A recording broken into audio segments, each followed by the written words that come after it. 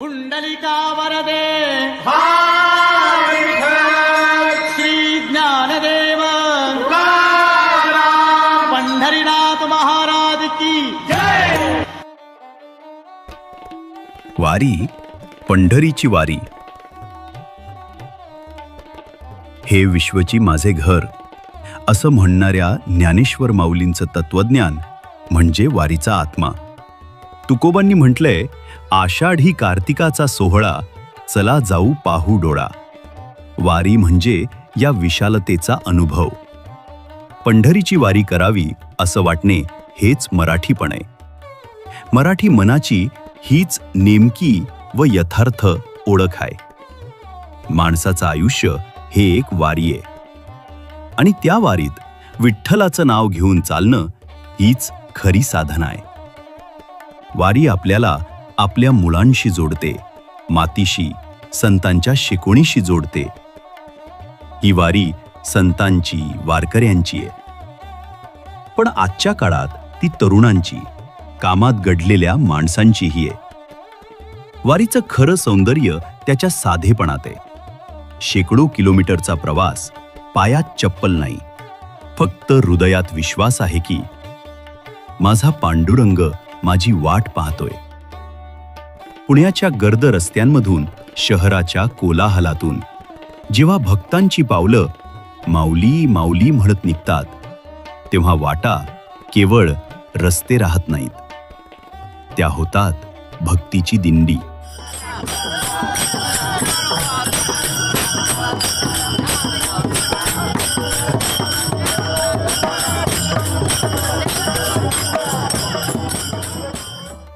आणि यंदाची माझी दिंडी काहीशी वेगळी होती.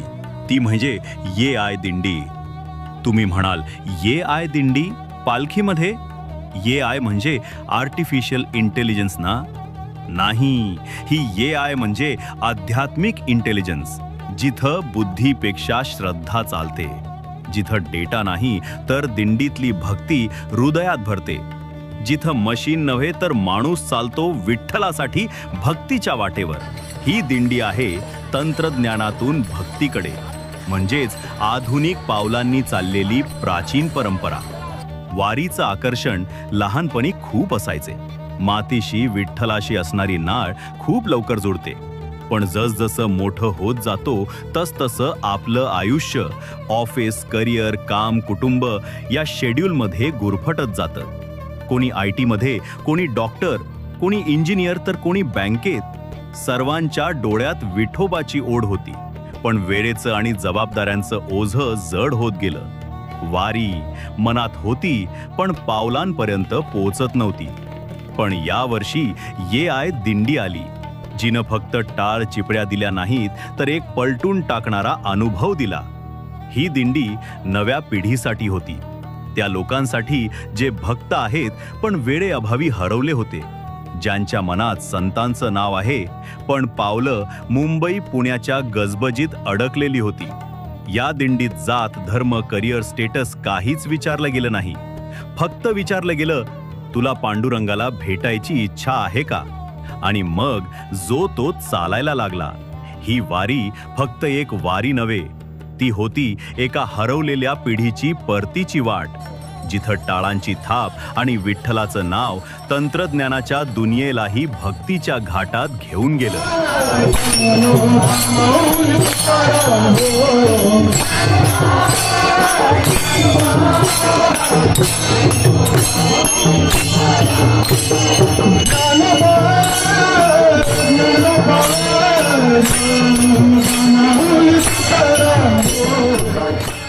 संत श्रेष्ठ ज्ञानेश्वर माऊलींच्या पालखी सोहळ्याचा पुण्याहून निघालेला हा पवित्र प्रवास जसा जसा सासवडच्या दिशेनं निघतो तसं मनही एका अदृश्य ओढीने त्या संतांच्या चरणी नतमस्तक होतं. या दिंडीमध्ये होती एक जाणीव की आपण चालतोय, पण चालणं केवळ शरीराचं नाही, ते आत्म्याचं आहे, भावनेचं आहे आणि त्या चालण्यात हरिनामाचं गोड सूर आहे. मग सुरू होतो दिवे घाट. हा घाट म्हणजे केवळ रस्त्याचा वळणवाटा नाही, इथं पावलांबरोबरच अंतःकरण पण चढतं, थोडं थांबतं, थोडं दमतं, पण माऊली माऊली म्हणून पुन्हा चालायला लागतो. पाठीवर बॅग, डोक्यावर टोपी, ओठांवर नाम ज्ञानोबा तुकाराम. दिवे घाटाच्या त्या वळणांवर वाऱ्याच्या झुळुकीत जणू टाळ चिपड्यांचे सूरही पसरत जात होते. ढगांच्या मधून धिरपणारा सूर्य आणि पायात चाललेली भक्तीची लय, हा अनुभव शब्दांपलीकडचा होता. आता वाट दिसते सासवडची. मात्र खरं सांगायचं तर प्रत्येक थांब्यावर आपल्याला पांडुरंग भेटत राहतो. कधी एखाद्या वडाच्या सावलीत, कधी एखाद्या पाणी वाटणाऱ्या सेवेकऱ्याच्या हसऱ्या चेहऱ्यात, तर कधी आपल्या थकलेल्या पण समाधानी हृदयात. जसं जसं आपण दिवे घाट वर चढत जातो, तसं तसं एक नजरेआड असलेलं तेज हळूहळू उलगडू लागत. एका वळणावरून, एका टेकाडावरून अचानक नजरेस पडतो तो पांडुरंगाचा भव्य मूर्तीचा देखावा. भल्या मोठ्या आकारात निळसर सावल्यांमध्ये दिशांना कवेत घेत तो पांडुरंग उभा असतो.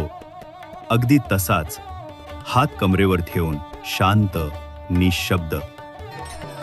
त्या एका झलकाने घाम सुकतो, पाय हलके वाटतात आणि वाटतं हा घाट आपण पार केलाच यासाठी की त्या पांडुरंगाचे पहिलं दर्शन मिळावं. जणू संत तुकोबांचे शब्द कानात घुमतात. तुका म्हणे माझे हेची सर्व सुख, पाहिन श्रीमुख आवडीने.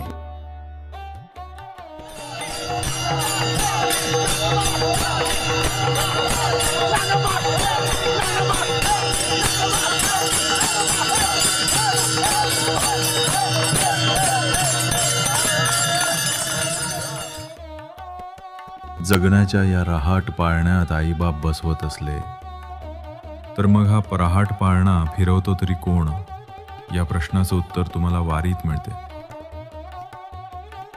वारी एकदा अनुभवली की ती दरवेळी हृदयात चालत राहते. सावळ गोचीड पंढरपुरी, आस भेटीची लागे कुळ्यांतरी, सावध काना तुका माऊली पंढरी, अभंगाची